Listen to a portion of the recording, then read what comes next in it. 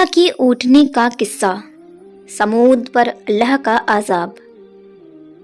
اللہ کی اونٹنی حضرت صالح علیہ السلام قوم کو بار بار سمجھاتے اور فرماتے رہے، پر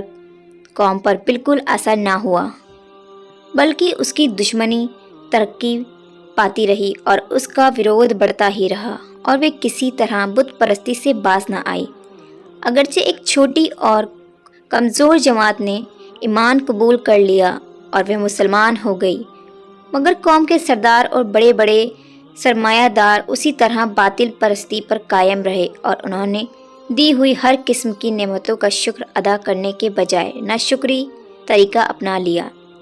وہ حضرت صالح علیہ السلام کا مذاق اڑاتے ہوئے کہا کرتے تھے کہ صالح علیہ السلام، اگر ہم باطل پرست ہوتے ہیں، اللہ کی صحیح مذہب کے انکاری ہوتے ہیں اور اس کے پسندیدہ طریقے پر قائم نہ ہوتے ہیں، تو آج ہم کو یہ سونے چاندی کی بہتات، ہرے بھرے باغ اور دوسری نعمتیں حاصل نہ ہوتی۔ تم خود کو اور اپنے ماننے والوں کو دیکھو اور پھر ان کی تنگحالی اور غریبی پر کچھ نظر کرو اور بتلاؤ کہ اللہ کے پیارے اور مقبول کون ہیں۔ حضرت صالح علیہ السلام فرماتے کہ تم اپنے اس عیش اور امیری پر شیخی نہ مارو اور نہ اللہ کے رسول اور اس کے سچے دین کا مذاق اڑاؤ، اس لیے اگر تمہارے گھمنڈ اور دشمنی کا یہی حال رہا تو پل میں سب کچھ فنا ہو جائے گا، اور پھر نہ تم رہو گے اور نہ ہی تمہارا سماج۔ بے شک یہ سب اللہ کی نعمتیں ہیں، بشرطے کہ ان کے حاصل کرنے والے اس کا شکر ادا کریں اور اس کے سامنے سارے نیاز جھکائیں، اور بے شک یہی عذاب و لعنت کے سامان ہے اگر ان کا استقبال شیخی و غرور کے ساتھ کیا جائے۔ اس لیے یہ سمجھنا غلطی ہے کہ عیش کا ہر سامان اللہ کی خوشنودی کا نتیجہ ہے۔ سمود کو یہ حیرانی تھی کہ وہ کیسے ممکن ہے کہ ہمیں میں کا ایک انسان اللہ کا پیغمبر بن جائے اور وہ اللہ کا حکم سنانے لگے۔ وہ بڑے تعجب سے کہتے کہ ہماری موجودگی میں اس پر خدا کی نصیحت اترتی ہے، یعنی اگر ایسا ہونا ہی تھا تو اس کے اہل ہم نہ تھے کہ صالح علیہ السلام اور کبھی اپنی قوم کے کمزور لوگوں جو کہ مسلمان ہو گئے تھے کو خطاب کر کے کہتے، کیا تم کو یقین ہے کہ بلا شبہ صالح اپنے پروردگار کا رسول ہے؟ اور مسلمان جواب دیتے، بے شک ہم تو اس کے لائے ہوئے پیغام پر ایمان رکھتے ہیں۔ تب یہ قوم کے انکار کرنے والے سمود قوم غصے میں کہتے، بے شک ہم کو اس چیز کا جس پر تمہارا ایمان ہے انکار کرتے ہیں۔ بہرحال حضرت صالح علیہ السلام کی مغرور و سرکش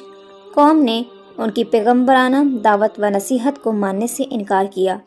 اللہ کے نشان معجزے کا مطالبہ کیا۔ تب صالح نے اللہ کے دربار میں دعا کی اور قبولیت کے بعد اپنی قوم سے فرمایا کہ تمہارا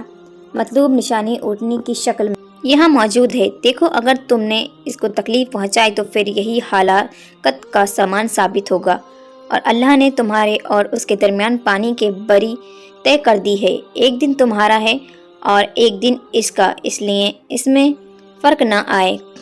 قرآن مجید نے اسے ناقۃ اللہ کی اونٹنی کہا ہے تاکہ یہ بات نظروں میں رہے کہ یوں تو تمام مخلوق اللہ کی ہی ملکیت ہے، مگر سمود نے چونکہ ان کو خدا کی ایک نشانی کی شکل میں طلب کیا تھا، اس لیے اس کی موجودہ خصوصیت نے اس کو اللہ کی نشانی کا لقب دلایا، ساتھ ہی اس کو لکم آیاتہ تمہارے لیے نشانی کہہ کر یہ بھی بتایا کہ یہ نشانی اپنے بھیتر خاص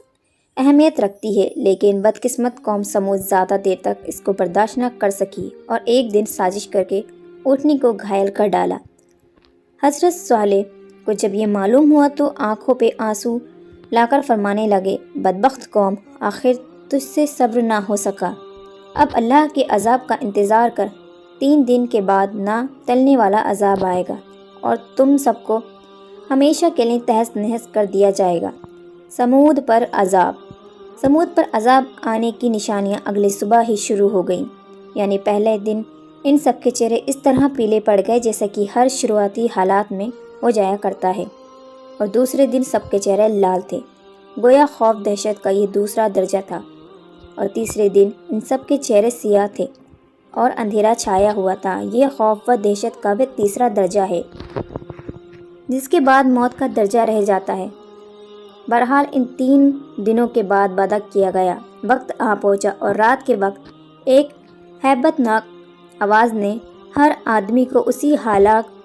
کر دیا جس حالت میں وہ تھا۔ قرآن مجید نے ہلاک کر دینے والی آواز کو کسی جگہ صاعقہ کڑکدار بجلی اور کسی جگہ رجفہ زلزلہ ڈال دینے والی چیز، کسی جگہ طاغیہ دہشت ناک اور کہیں صیحہ چیخ فرمایا گیا۔ طرف سمود یہ عذاب آیا اور ان کی بستیوں کو تباہ و برباد کر کے سرکشوں کی سرکشی اور گھمنڈیوں کا انجام ظاہر ہوا،